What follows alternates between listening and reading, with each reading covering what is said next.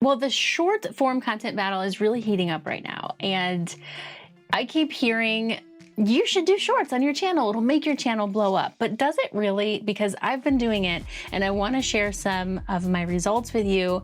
But I also want to address some questions that I have been getting from my clients, students, friends, even family saying, what's the deal with YouTube Shorts, Meredith? Like, what do we need to do here? So in this video, I'm going to show you exactly what Shorts has done or not done for this channel and why I'm kind of changing my thinking about this moving forward. Plus, if you're completely new to Shorts and you don't even know anything about what I'm talking about, I'll show you where to find them, how to create them, and some of the different ways that you can upload them so that you can get started. Because I have been doing short form content, not very consistently and not doing a ton of it, but I've been trying to keep up with it at least a little bit here and there, a couple times a week, couple times a month maybe, but I've been doing this over the course of the last year. I really like TikTok as a platform. I think it's more fun, it's more entertaining. It puts content in front of me that I find more interesting, and I hardly ever open up Instagram, so I don't really watch Reels. But YouTube Shorts is like kind of an afterthought. So what I had been doing, and I published a whole video about how I do this, what I had been doing is uploading a short form video to TikTok, and then it automatically repurposes to Instagram Reels, Facebook Reels, and YouTube Shorts without the watermark or anything like that. And I do that using repurpose.io. The reason I'm going to change my thinking on this is I'm going to start doing YouTube Shorts first. I'm going to upload to YouTube Shorts and then repurpose. And the reason why is because I think YouTube Shorts is a more like compelling platform than TikTok and Reels. And the reason is because, well, there's a couple of different reasons. One, because you have more space to provide additional or supplemental information and links. So with a short, just like with a long form video, you have a title and you have a description, and the title and description can be optimized for SEO, but you can also put more information in the description, a lot more information than what you can put inside of a TikTok caption. So if you're creating a video where it's like a recipe or a series of steps or a craft or something where you want to just lay it out with text, you can do that in the YouTube description, and it's easy to see, it's easy to read, and the links are clickable. None of that link in bio BS that we have on TikTok and Instagram. Links have been clickable in YouTube descriptions for a really long time. I hope they don't take that away from Shorts. I think it's one of the reasons that makes YouTube Shorts a little bit more compelling than TikTok in Reels. Plus, YouTube is gonna YouTube, right? It's the most powerful video platform on the planet. I mean, I think they're gonna do whatever they can to stay that way. So since this YouTube channel is where my audience is, it's where I talk to you, it's where I grow a community, it's where I want to continue to grow.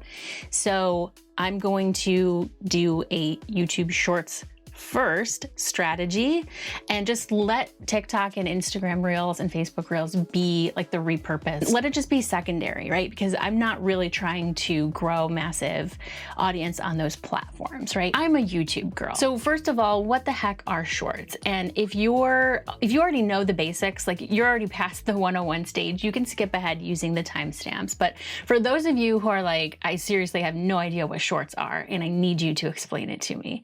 Shorts are vertical videos. The video file is actually a vertical video, and they're less than 60 seconds. If you publish a vertical video that's exactly 60 seconds on YouTube, it won't be a short. It'll just be a short vertical video, but it won't be considered a short. It won't show up on YouTube's Shorts shelf, which I'll show you in just a moment. So it has to be less than 60 seconds. There are a million different ways to record and create a YouTube short. You can do it right here within the YouTube app. It looks like this. So you don't need to have a camera editing software or anything fancy. You can do it all right within the app. But you also could get fancy and record on your phone and edit on your phone, record on your camera, edit on your desktop. You can upload through the app or upload through the desktop. So there's like about 100 different ways that you can create and publish your shorts. I've done it a whole bunch of different ways. Lately, what I've been doing is creating the video on my phone. I record it with a regular camera on my phone and then edit it with CapCut on my phone or my desktop. And I have a video about how to edit with CapCut on your phone. It's free, it's easy, it's so simple. And the reason why I use this is because it has automatic captions where the caption is burned into the video.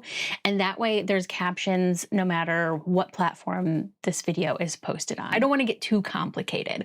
All you need to know if you're brand new to shorts is open up your YouTube app, hit the plus button at the very bottom, hit create short, and you can record a short from there, publish it, and that's really all you need to get started. And if you haven't seen shorts yet, all you have to do to find them are to just open up the YouTube app or go to youtube.com.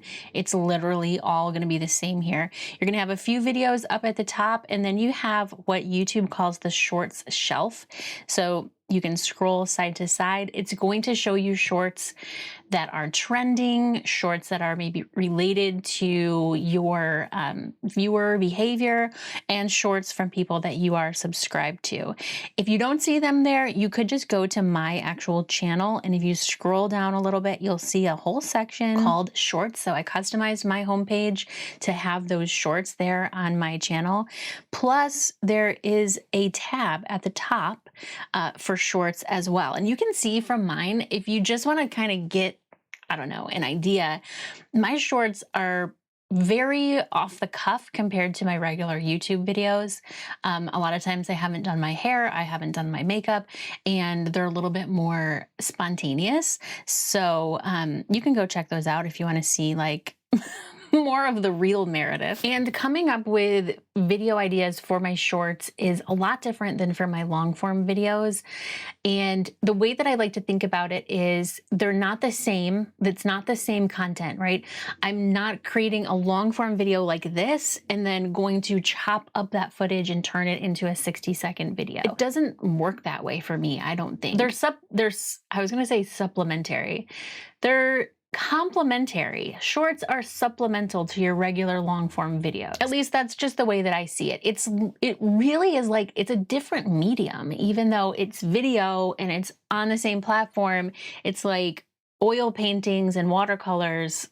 They're both paintings, different materials, different process, in a different outcome. It's the way I think of shorts, a whole different beast. And one of the kind of, I guess, sort of problem areas that I have run into and seen people run into with the whole sort of concept of introducing short form content when you're already a long form content creator is that the kind of basis or foundation, the whole premise of short form content started on TikTok. Before it was TikTok, it was Musical.ly. And so it was like based on this idea that you could create a video where you're on camera, but you're like lip syncing to music. And it turned into trending sounds and audios and kind of like meme type content. And TikTok is still very much that way. And it's very entertaining, but it might introduce some problems when you start taking those same memes and trending audios to other platforms where maybe the license isn't there for you to use them. So you could run into copyright issues with the music or the trending audios or the sounds. Right or wrong, my answer to that is I don't use the trending stuff. I'm not here to go viral. And the way that I get around this is when I use music in my short form videos, always using music from Epidemic Sound. And that way I know that I'm covered here on YouTube and TikTok and Instagram. So I'm partnering with Epidemic Sound on a couple things that you're gonna wanna know about. One is we're creating an album together of background music that's perfect for short form videos, that I think are perfect for short form videos. These are ones that I have been using even in my long form videos as well. So if you're an Epidemic Sound customer, you can use that album for yourself. And if you're not an Epidemic Sound customer, you can use this album that I created or choose from their entire diverse catalog and get your first 30 days free plus 75% off of your first 2 months as well. So make sure to use the link down in the description below this video to be able to claim that. It is only for personal plans and it's only good for the next 5 days. So this is a Cyber Week deal and it's a pretty good deal. Epidemic Sound makes it easy and painless to find great music to use in your videos, even sound effects, without having to worry about the copyright issue. Okay, now I mentioned that I would talk about what Shorts has done or not done for my channel. So I'm gonna open up my analytics. All right, so I have the last 90 days pulled up here. And as you can see,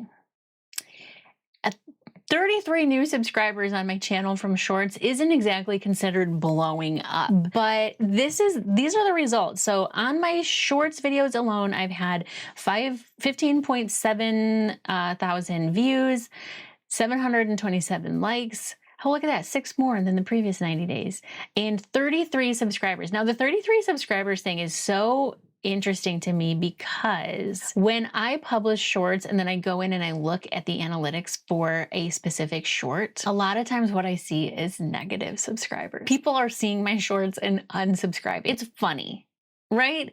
Because I'm a little bit more real, a little bit more authentic. I might show up with messy hair and no makeup, and people who were previously subscribed to my channel are like, no, I'm not here for that. Good. Thanks for stopping by. Have a nice day. I'm totally fine with that. But when I hear people say, oh, YouTube Shorts blowing up people's channels on YouTube, I'm like, okay, that's interesting you're having that experience. But let's take a look at the top shorts. Let's just for fun pull up subscribers lost. So you can see a bunch of these have more subscribers lost than gained. It sounds like a bad thing. It looks like a bad thing.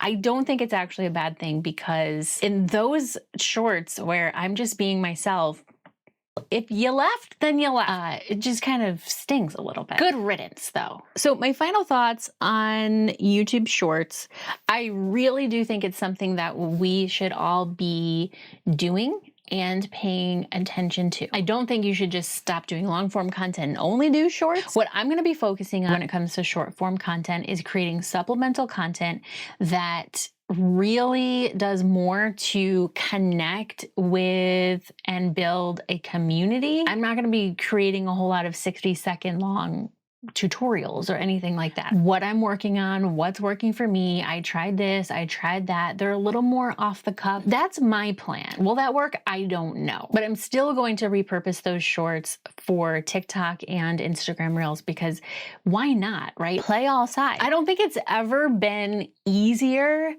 to create content for multiple platforms with the same piece of content. It's never been easier to do that than right now with short form content. And when you're using your short form content to speak to and connect with your audience and further build out your niche channel here on YouTube, it's never been easier. So you literally can't go wrong. Now I'm going to queue up my CapCut tutorial here so you can learn exactly how I've been creating my short form content on my phone and then uploading it from there. Plus, don't forget to check out Epidemic Sound and their wicked awesome Cyber Week deal using the link down in the description below.